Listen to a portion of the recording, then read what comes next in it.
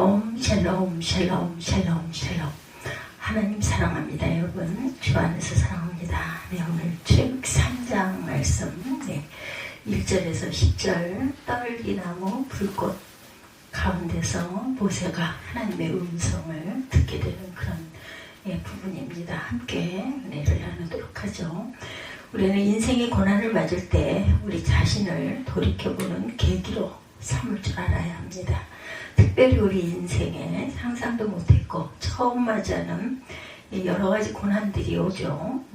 예를 들면 19년에 있었던 코로나 같은 경우, 아무도 생각지도 상상도 못했던 그런 아주 큰 어려움, 고난을 잘 통과했습니다. 우리가 오늘 본문 말씀 가운데 떨기나무 불꽃 가운데 나타나신 하나님을 만난 모세를 통해서 하나님의 음성 우리가 들을 수 있기를 바랍니다.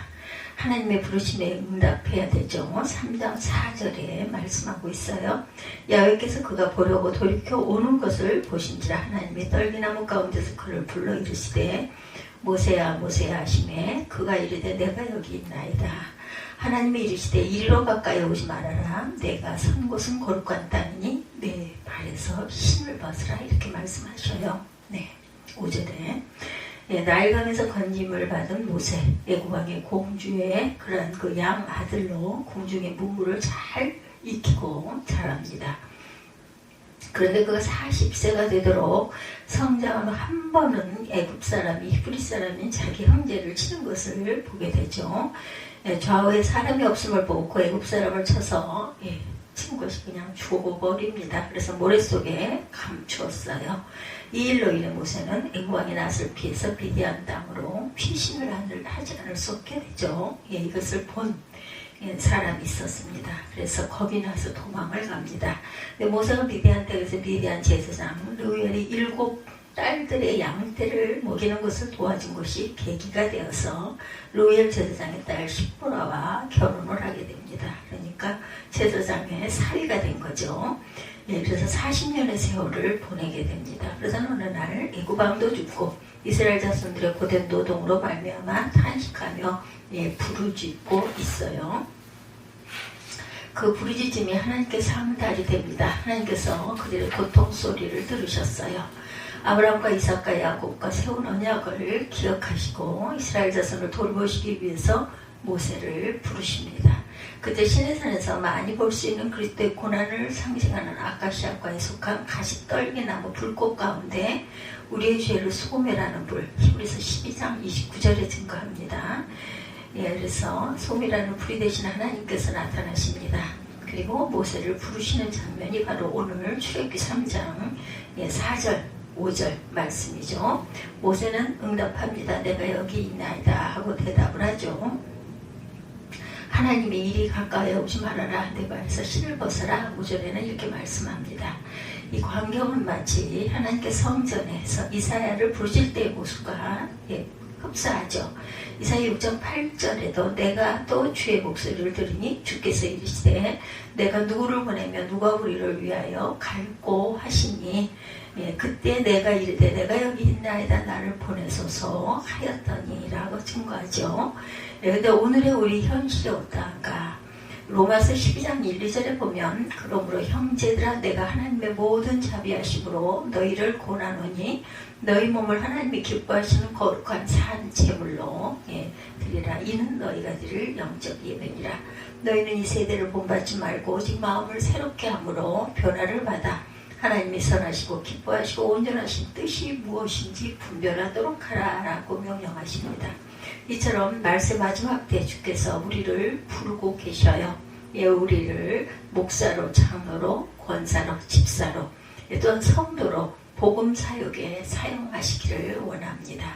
주께서 우리가 하나님의 말씀을 듣거나 읽는 가운데, 기도를 하는 가운데, 성도의 교제 가운데, 삶의 현장 속에서 사건을 통해서나 여러 가지 질병과 힘든 고통 속에서 어떠한 환경 속에서든지 우리의 형편과 사정을 아시는 하나님께서는 그 안에서 우리를 부르고 계시다라는 것, 문제는 주님과 나만의 고난에 가시떨기나오며 불꽃 가운데서 우리를 사용하길 원하신 하나님의 음성을 먼저 첫 번째 들어야 하고 어떻게 일생토록 드려질 것인가 믿음으로 결단을 해야 합니다. 주님의 부르심에 헌신으로 응답할 줄 알아야 되겠죠. 그래서 여러 가지 길로 하나님이 부르시는 그 길에 합당하게 선교 아니면 전도 이런 방법으로 해외로 나가기도 하고 국내에서 하나님의 일을 하기도 하죠. 세상 사람들은 우리가 성전에 모이는 것에 대해서 여러 가지 이상한 시선으로 볼 때도 많아요. 이 성전이 세상 어느 곳보다도 안전한 곳임을 믿게 해 주옵소서라고 기도하는데 가슴이 뜨거워진 어떤 분의 이야기입니다. 우리가 주님의 부르심에 믿음으로 응답을 하기만 하면 하나님의 손에 붙잡힌 바 되어서 주께서 주시는 기적적인 능력에 사로잡히게 되고 평생 주님의 축복을 누리며 복되게 쓰임받는 그러한 믿음의 자녀들이 된다. 이런 이야기를 제가 들은 적이 있어요. 그래서 각각의 자리에서 하나님이 각각의 환경에 맞게 부르신다라는 거죠. 우리가 주님의 부르심에 믿음으로 응답을 하기만 하면 하나님의 손에 붙잡혀서 평생 주님께 영광 돌리며 주님과 함께 동행하며 우리가 많은 것을 증거하고 전하며 많은 사람들의 본이 되면서 믿음의 본이 되면서 하나님과 동행하고 살아갈 수 있다. 그런 복을 누리게 된다는 거예요. 그래서 우리가 항상 두렵고 떨림으로 엎드릴 줄 알아야 된다. 5절입니다. 하나님 이르시되 이리로 가까이 오지 말라. 내가 선 곳은 거룩한 땅이 대환에서 신을 벗으라. 모세는 하나님의 부르심을 받았을 때 기쁨으로 주님 앞에 달려나가려고 하죠. 그러나 주님께서는 이리로 가까이 오지 말라고 하면서 내가 선 곳은 거룩한 땅이니 내 발에서 신을 벗으라 이렇게 말씀을 하세요. 모세는 거룩하신 하나님을 맞이할 준비가 되어 있지 않았던 거죠. 그래서 하나님께서는 가까이 접근을 하지 못하게 하셨고 그의 발에서 신부터 벗으라고 말씀합니다. 샌달이죠. 하나님께 대한 경외와 인간으로서의 겸손을 갖추라 말씀하신 겁니다. 많은데 주님의 고난에 가시떨기 나무 불꽃 가운데 만나지 못한 사람들은 자신의 모습이나 인간적인 지력이나 능력이나 또한 재력이나 심지어는 신앙의 직분을 받았다고 금방 교만해진 사람들이 이 땅에 얼마나 많이 있는지 인생의 죽음의 고난에 가시떨기나무 불꽃 가운데 주님을 만났던 사람은 교만할 것이 없다라는 것입니다. 우리의 인생이 마른 막대기만도 못하고 썩어가는 구더기만도 못한 죄 많은 인생임을 기억한다면 자만할 일이 뭐가 있겠고 우쭐거릴 일이 뭐가 있겠어요. 그렇죠? 때가 조금씩 다를 뿐이지 모두 다 한 곳으로 가게 된다는 것입니다. 언제 어떻게 떠나갈지 우리는 아무도 알 수가 없어요. 안개와 같이 험한 나그네 인생임을 기억한다면 더더욱 그러지 않겠느냐. 빌보스 2장 12절에 그러므로 나의 사랑하는 자들아 너희가 나 있을 때뿐만 아니라 지금 나 없을 때에도 항상 두렵고 떨림으로 복종함으로 너희 구원을 이루라 이렇게 말씀하십니다. 우리가 진정으로 하나님의 사랑받는 자녀라면 언제 어디서나 항상 두렵고 떨림으로 주님 앞에 엎드릴 줄 알아야 된다. 겸손해져야 합니다. 우리가 언제 버림받을지 모르니 자신이 구원받은 것처럼 그렇게 우쭐대지 말라는 거죠. 나만 하나님께 복을 받은 것처럼 우쭐대지 말아라. 두렵고 떨림으로 구원을 이루어야 한다는 거죠. Walk out your salvation with fear and trembling. trembling입니다. trembling. 우리는 이 세 가지 구원을 받고 있는지 점검해 봐야 한다. 첫째는 과거의 죄의 형벌로부터 구원. 이것은 신학적 용어로 칭의입니다. just fiction이죠. 또한 둘째는 현재의 죄의 권세, the power of saints로부터 구원을 받아야 한다. 이것을 신학적 용어로 성화, sanctification이죠. 라고 합니다. 첫째는 미래의 죄의 존재라고, 그 미래의 존재, 죄의 존재에서부터 구원을 받아야 된다. The presence of sins. 이것을 신학적 용어로 영화라고 하죠. glorifiction이라고 합니다. 이 세 단계 구원을 거치지 않고는 어떠한 인간도 완전한 온전한 구원을 받지 못한다. 그러므로 우리가 입술로만 믿고 구원받았다고 떠들지 말고 이 땅에 우리의 삶을 통해 구원받은 하나님의 자녀된 증거를 보여줄 줄 아는 그런 믿음의 자녀들이 되어야 할 것이다. 그래서 늘 우리가 강조하지만 세상의 삶이나 신앙생활도 마찬가지다. 더 이상 말로 떠들지 말고 예배나 기도나 헌신이나 헌금이나 구제나 봉사나 전도나 선교의 모범을 삶으로 보여줄 줄 알아야 된다. 그래야 그것을 바라본 이웃이 변화되지 않겠느냐. 이렇게 우리의 가정에서나 직장에서나 교회에서나 삶으로 본을 보인다면 우리의 가까운 주위 사람들로부터 모두 다 그 본을 받게 되겠죠. 뭐 존경이나 인정이나 이게 중요한 것은 아닙니다. 감동과 변화가 된다라는 거죠. 자연스럽게 그들도 우리를 본받아 삶의 열매를 맺게 되지 않겠는가, 닮아가지 않겠는가입니다. 그것이 말로 하는 것보다 비교할 수 없음을 우리가 훨씬 더 이렇게 행하고 나가기가 어렵고 힘들지만 우리는 그렇게 해야 할 사명을 띈 하나님의 은혜를 받은 성도들 자녀들이라는 것. 훨씬 더 은혜롭고 축복되고 행복에 감격적인 신앙생활로 나도 또한 나를 바라보는 내 이웃이나 내 가족이나 직장에서나 어느 곳에서든지 우리를 바라보는 사람들 또한 그들 또한 하나님을 알게 되고 믿게 되고 또한 함께 동역하게 된다는 것입니다. 말세 마지막 때 최악의 조건 속에서도 낙심과 절망만 하고 있을 것이 아니라는 것. 이래서 항상 참으로 감사한 것, 이 땅의 영적 그루터기들이 되는 것입니다. 신앙의 파수꾼으로 그 위험 속에서도 우리 지난 코로나19 때도 마찬가지죠. 교회를 마음대로 나올 수가 없었을 때 얼마나 여러분들 답답하고 그리우셨습니까? 예배드리는 게 정말 기쁨이고 긍지고 자긍이었던 사람들은 더 그랬을 것 같아요. 갈 수가 없어요. 그래서 위성으로 예배를 드리고 할 때 얼마나 성전에 가고 싶었습니까? 그런데 지금 몇 년 지난 지금 요즘은 어떻습니까? 마음껏 교회 갈 수 있어요. 그때 너무나 안타까웠던 그 마음이 있었다면 한 번 더 감사해야 할 줄로 믿습니다. 그래서 우리 인생의 고난의 가시떨기 불꽃 가운데서도 주님 앞에 항상 두렵고 떨림으로 엎드리는 경외의 겸손의 삶을 살아갈 때 주님의 은혜가 임하고 능력이 임하고 축복이 임하는 삶으로 온전한 쓰임을 받게 될 것이다. 또한 우리는 고통 중에 부르짖을 줄 알아야 합니다. 7절에서 8절입니다. 오늘 출애굽기 3장.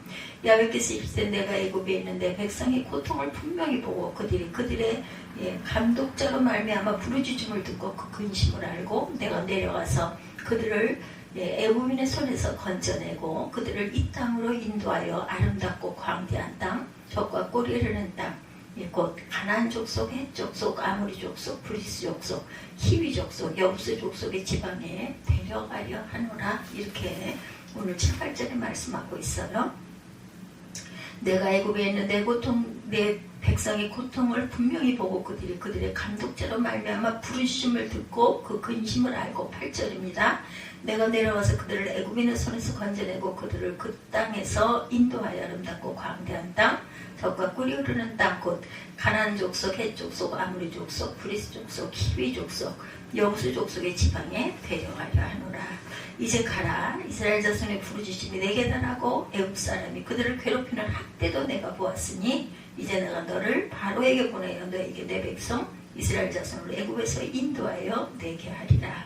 모세가 하나님께 아뢰되 내가 누구이기에 바로에게 가며 이스라엘 자손을 애굽에서 인도하여 내리까. 하나님이 이르시되 내가 반드시 너와 함께 있으리라. 내가 그 백성을 애굽에서 인도하여 낸 후에 너희가 이 산에서 하나님을 섬기리니 이것이 내가 너를 보낸 증거니라. 12절까지의 내용입니다. 나는 내 조상 하나님이니 아브라함의 하나님, 이삭의 하나님, 야곱의 하나님이니라 이렇게 자신을 밝히시죠. 그래서 모세가 두렵고 떨림으로 얼굴을 가리고 죄인이 거룩하신 하나님을 바로 배울 수 없기 때문이죠. 열왕기상 19장 13절에도 증거합니다. 그래서 하나님께서 내가 애굽에 있는 내 백성의 고통을 분명히 보고 그들의 감독자로 말미암아 부르짖음을 듣고 그 근심을 알고 내가 내려가 그들을 애굽인의 손에서 건져내고 그들을 이 땅에서 인도하여 아름답고 광대한 땅, 젖과 꿀이 흐르는 땅, 곧 가나안 족속, 헷 족속, 아모리 족속, 브리스 족속, 히비 족속, 여부스 족속, 기르가스 족속, 의 지방에 데려가려 하노라. 이제 가라. 90절이죠. 이스라엘 자손의 부르짖음 내게 달하고 애굽 사람이 그들을 괴롭히는 학대도 내가 보았으니 이제 내가 너를 바로에게 보내어 너에게 내 백성 이스라엘 자손을 애굽에서 인도하여 내게 하리라 이렇게 말씀합니다. 이스라엘 백성들이 430년 애굽의 종살이의 종말을 고하고 희망의 서곡이 울려 퍼지고 있었던 거죠. 우리의 인생도 그렇지 않을까. 우리가 전에도 겪어보지 못했고 장래에도 상상도 못했던 그러한 질병 속에서도 우리가 꿋꿋하게 살아 일어났습니다. 경제적으로 어렵고 힘들게 살고 최근에 여러 가지 어려움들이 많이 증폭되었지만 코로나로 인해서 교회도 제대로 가지 못하고 또한 항상 위성 예배를 드리고 이런 것들을 다 넘어서고 질병에서도 아무런 문제 없이 이렇게 살아갈 수 있는 모든 것들 정말 감사할 일이죠. 우리가 항상 어려움 속에서 하나님께 감사할 줄 알아야겠습니다. 우리나라의 모든 요양병원, 콜센터, 나이트클럽, 노래방, 목욕탕, 식당 전체 규제를 가하는 결코 이해하기 어려운 편파적인 일들이 굉장히 많았어요. 그걸 다 우리는 견디고 극복하고 나왔습니다. 우리는 이런 끝이 보이지 않은 코로나19 각종 악성 전염병의 위기 속에서도 우리가 할 수 있는 것 만병의 의원 되시는 하나님께 영과 진리로 더욱더 예배를 드리며 여러 가지 어려움 중에서도 우리가 부르짖고 기도하고 다시 일어날 수 있었다. 시편 107편 13절에 이에 그들이 그 환난 중에 야훼께 부르짖음에 그들의 고통에서 구원하시되 19절에도 이에 그들의 고통 때문에 야훼께 부르짖으며 그가 그들의 고통에서 그들을 구원하시되 28절에도 이에 그들의 고통 때문에 야훼께 부르짖음에 그가 그들의 고통에서 그들을 인도하여 내시고라고 고통 가운데 부르짖어야 함을 세 번이나 강조합니다. 시편 107편 13절 19절 28절입니다.